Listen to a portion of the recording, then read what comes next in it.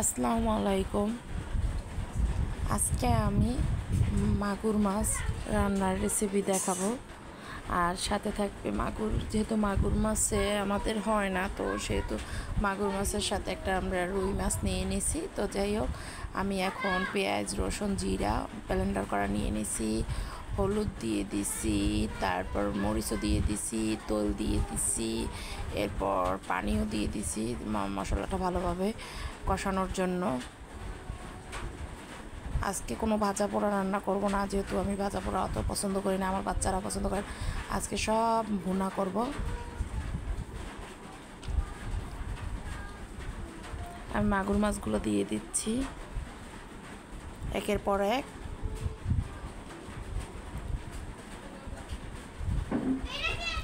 এরপর মাগুর মাছের মাথাগুলো দিয়ে দিচ্ছি।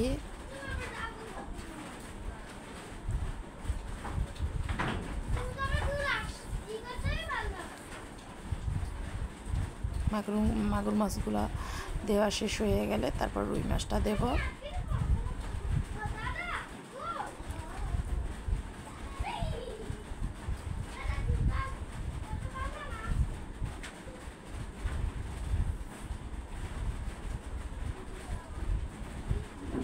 এরপর রুই মাছটা দিয়ে দিচ্ছি। এরপর পানিটা বাড়িয়ে নিতে আসি, যেহেতু মাছ মাগুর মাছ আর রুই মাছটা ভুনা করব, তো একেবারে সেদ্ধর জন্য। তারপর আমি বালিশ আছিল কতগুলো, বালিশগুলোও দিয়ে দিচ্ছি।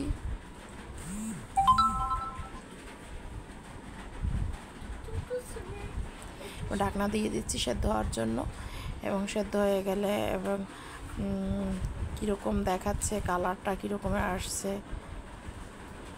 আসলে কি, মাগুর মাছ বড় মাগুর না হলে ভাল লাগে না।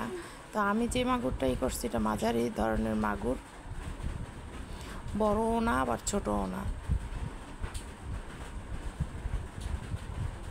সুন্দর দেখাচ্ছে এবং কালারটাও খুব সুন্দর আসছে। মাগুর মাছ খাইলে সাধারণত রক্ত হয় সবার শরীরে, ছোটরা বড়রা সবার গায়ে রক্ত হয়।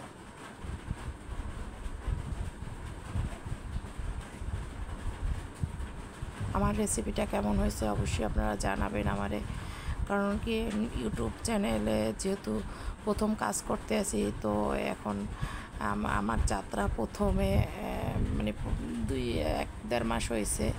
তো যাই হোক, আমার রেসিপিটা কেমন হয়েছে এবং আমাকে লাইক কমেন্ট সাবস্ক্রাইব করতে ভুলবেন না।